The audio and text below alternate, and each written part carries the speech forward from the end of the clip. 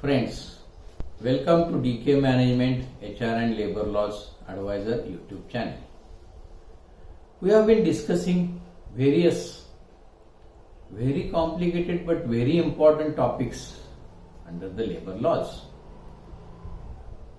So far we had discussed labor laws applicability, various definitions, its scope.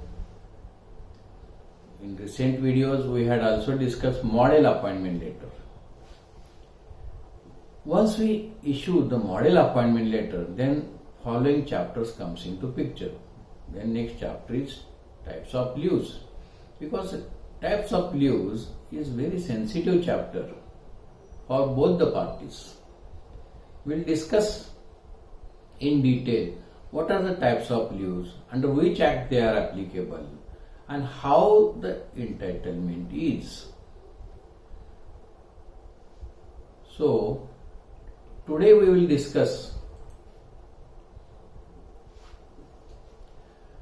important topic, types of leaves and its entitlement under the Factories Act. We had discussed Factory Act is a central act and it's applicable all over India, but it is also supported by state rules. So, for example, we will discuss today types of leaves, its entitlement, applicability and probable leave rules normally applicable in Maharashtra. So, privilege leave, then casual leave, sick leave, next is maternity leave, and some factories also sanction leave without pay. So these are the different types of leaves, but all leaves are not given under the Factories Act only. Factory Act gives only privilege leave. All other different acts gives different leaves. We will discuss other leaves, its details in subsequent video. So we will discuss in detail. Next, under the Factories Act, model, or we can call it as a legal leave rules, in normally applicable in Maharashtra. We have seen to whom this act is applicable: to all such persons working inside the premises of the factory. All such persons, they are eligible for the leave whenever they work inside the factory. So under section 79 subsection 1, entitlement is given. It depends on specific leave rules provisions as below. So why such leaves are also taken care by the various acts while working? Let's see the purpose.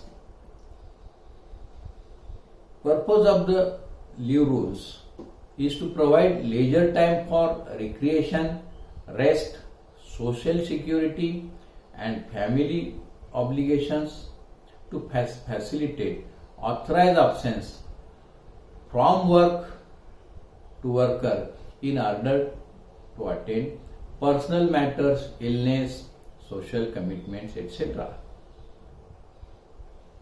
Why this purpose? Because with this purpose it also helps the management to plan, reschedule the manpower or reschedule the production and streamline the regular production in absence of authorized absence. So we will discuss in today's topic model leave rules or legal leave rules or privilege leave. We have seen privilege leave is given as per the Factories Act, and in Maharashtra as per Maharashtra state rules. Now, while discussing in detail which workman and when is entitlement for such privilege leave. So, every such worker, irrespective of its category, position, level, designation, compensation, nature of responsibility, who has worked in a factory for the period of 90 days. Earlier this period was 240 days. So it's recently amended, or more in factory during the calendar year shall be allowed privilege leave during the subsequent year. So this is the basic provision. But how the number of days leaves are calculated? So leaves number is calculated based on physical working days. It's very important. So let's see the formula given under the Factories Act. Actual work days means a respective workman who has put physically number of working days. Maximum number could be scheduled working days in a calendar month. Then for such physical work days, 1 day privilege leave is sanctioned for every such 20 working days. So this is how number of days of entitlement for privilege leave depends on number of days put up by the workman. But these are the practical issues. What happens or what to do when fraction of leave of half day or more is there during the calculation? In such case,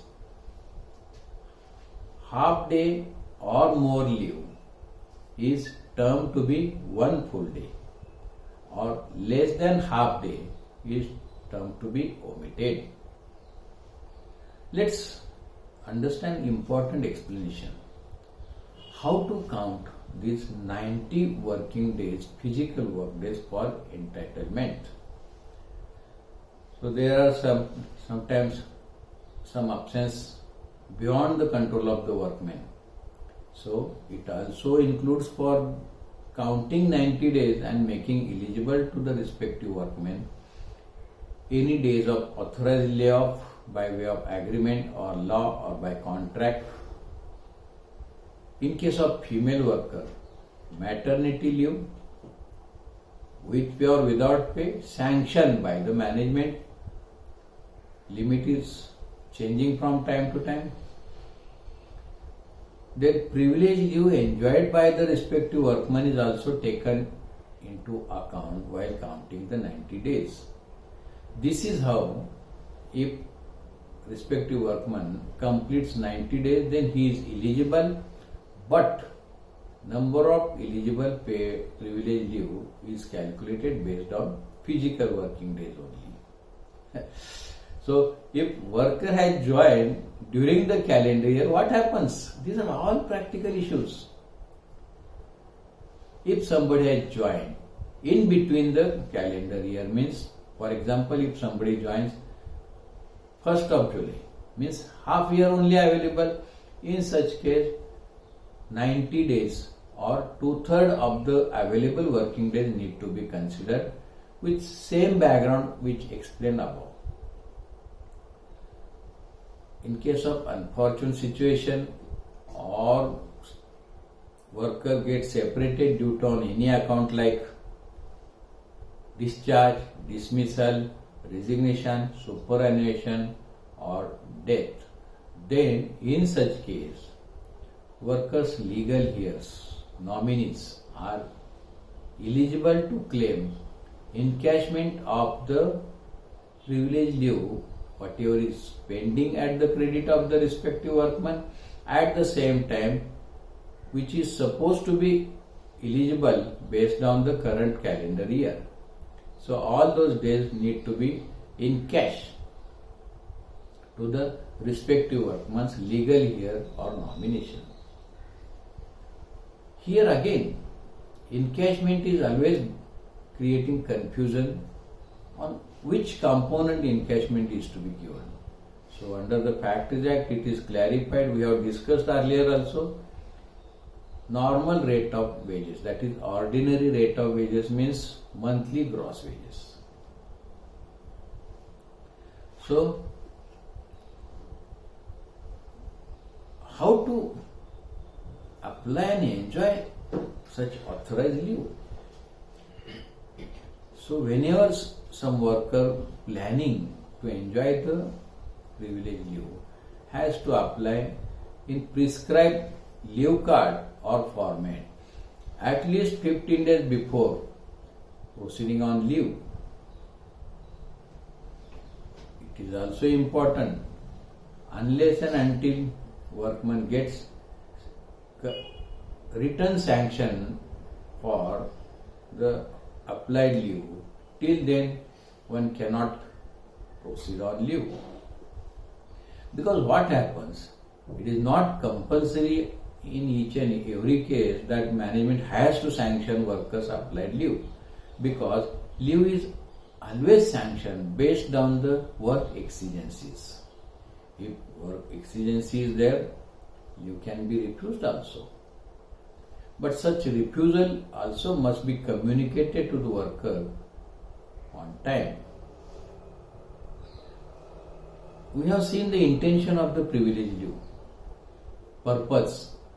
So to support the purpose, there are certain restrictions are also given by the law.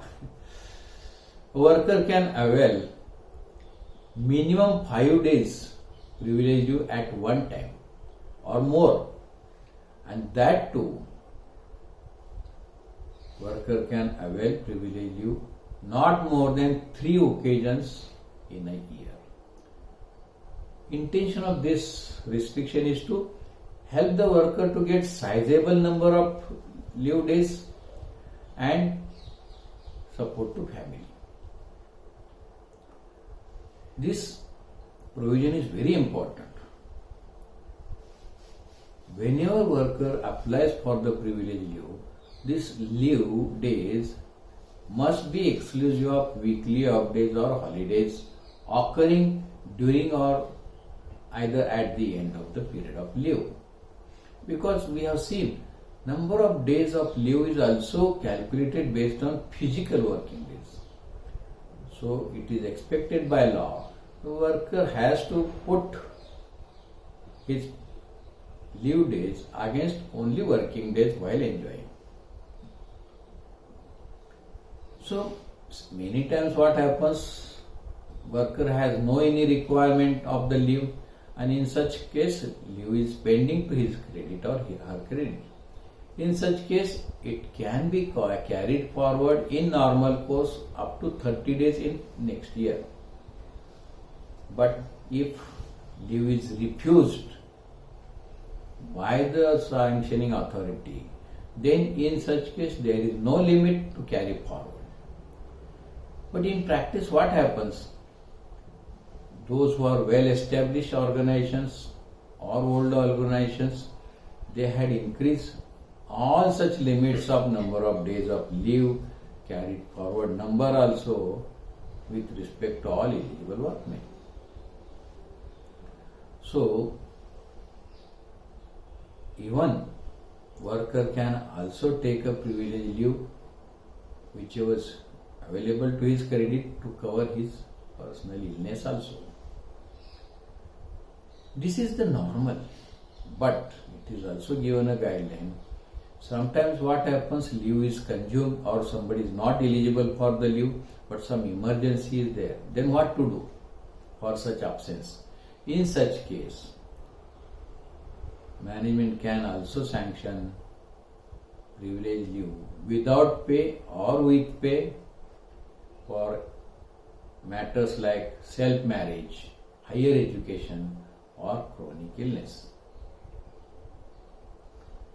One more very important thing, this leave is based on the legal requirements and specific purpose which is directly connected to the production or productivity or discipline.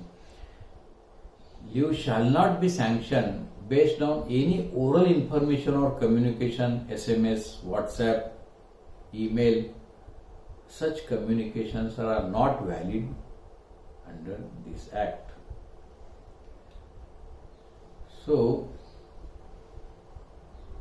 in this case, management has to work out all eligible leaves at the end of the calendar year and credit to the respective worker's account in first week of January every year, and then communicate to the respective worker. Based on the number of days available, respective workman has to communicate in writing their leave plan to their respective department or authorized person in the month of January. This helps the management also to plan their activities, and worker can also plan absence from the duty. In future, what happens? For specific period or festival period, if 3 workers applied at one time from specific department, in such case, the worker who has submitted the leave plan at the beginning of the year shall be given the priority by the management, and such workers' leave will be sanctioned. In other cases, management may refuse. It's quite possible because leave is always sanctioned based on the exigencies of the work. Most important thing I had explained at the beginning, these leave rules may differ from state to state. These are all legal provisions and very sensitive as both the parties are involved. Management is always looking for their productivity, discipline. At the same time, worker also always give the priority to the personal matters or commitments. So, please watch full video and don't forget to subscribe, share, like and comment our channel. See you in next video with new topic next week. Thanks for watching our video.